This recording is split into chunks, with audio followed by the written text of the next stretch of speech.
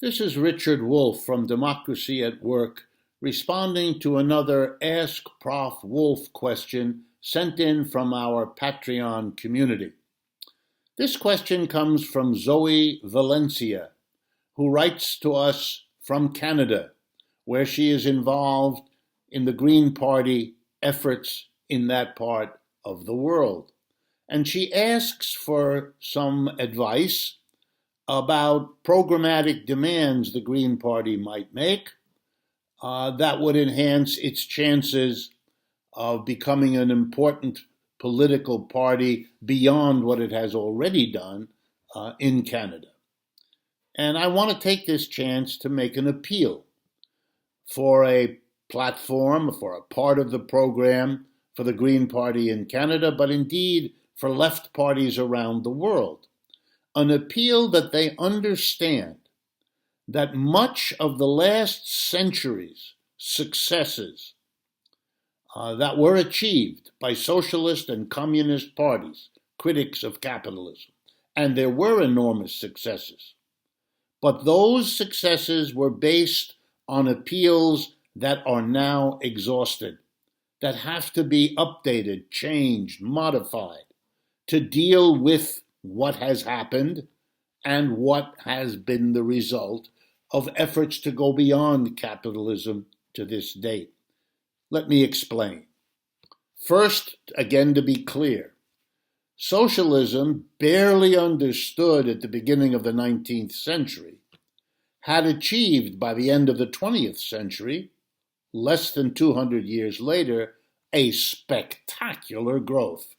It had spread to every country on the face of this earth where socialist organizations, political parties, newspapers, magazines, labor unions were shaping their strategies, their organizations around socialist principles. As a movement, this spread across the world has very few historical parallels, extremely successful. The message of the socialists, which varied, had an awful lot to do with things we understand about the state coming in and making capitalism a lot less harsh, a lot less unfair, and a lot less unstable than it had been before socialists became active politically, culturally, and so on. So none of what I'm saying is to take away in any way from what the socialists achieved.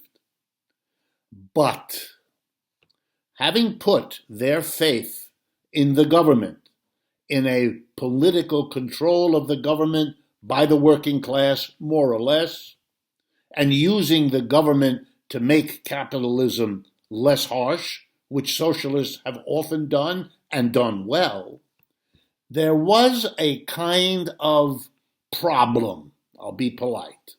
And the problem was you didn't confront, you socialists, of which I'm one.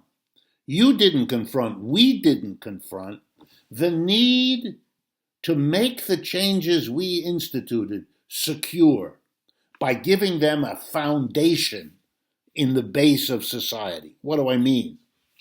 Most socialists have left the organization of enterprises, factories, offices, stores, in the old capitalist organization. They didn't change it.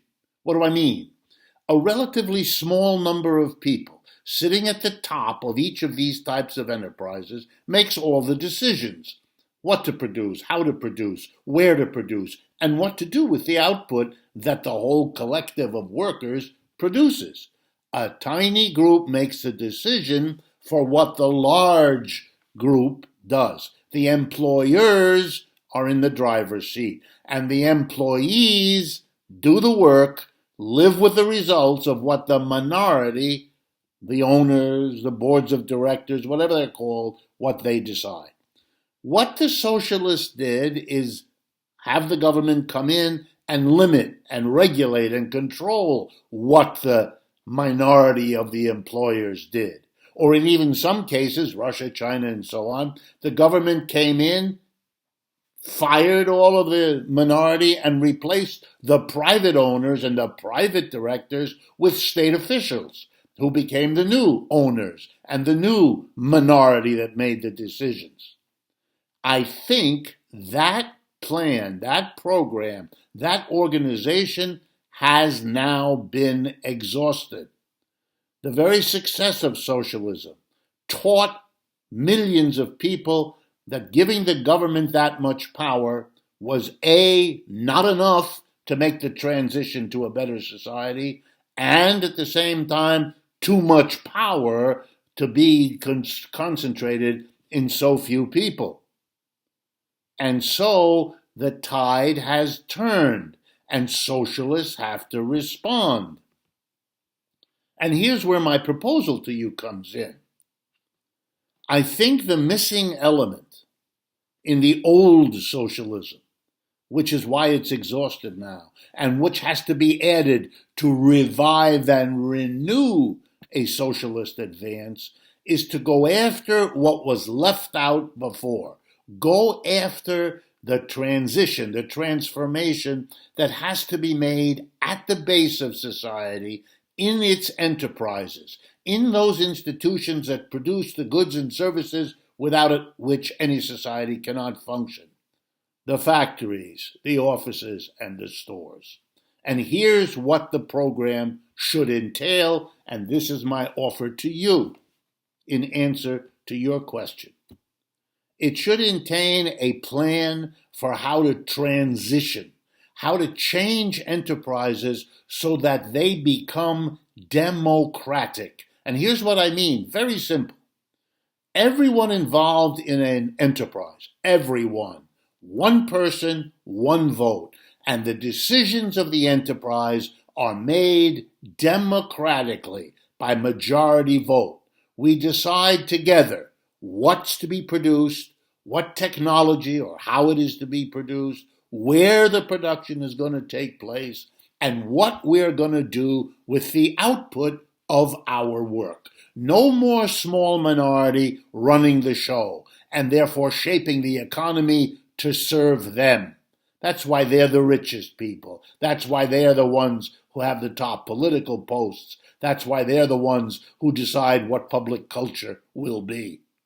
That has to stop. What will be new in the 21st century's socialism, whether it's advocated by parties that call themselves that, or by green parties, or who knows what else in the way of new names or old names. The really big, exciting transformation that can win millions of adherents is a commitment that says, if you vote for us, if you work with us, if you become part of our project, we're proposing changes that are going to transform your life. We're not giving the enterprises where you work and upon which you depend to a few people called the government. No, no, no. We're giving it to you. You are going to become, in whatever place you work, not just someone who does what they're told, but you're going to be part of the decision about what gets told. You're going to have 2 job descriptions wherever you work, the particular tasks you do and your equal part in making all the basic decisions, including deciding what tasks anyone does.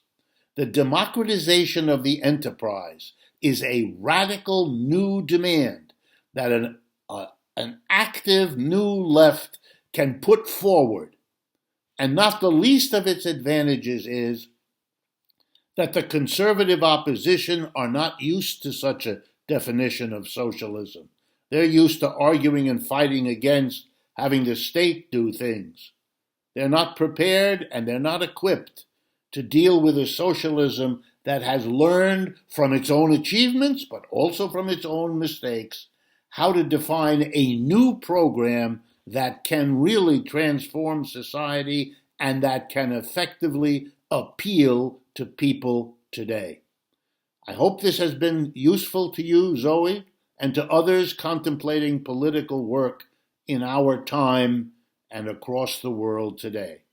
This is Richard Wolff for Democracy at Work.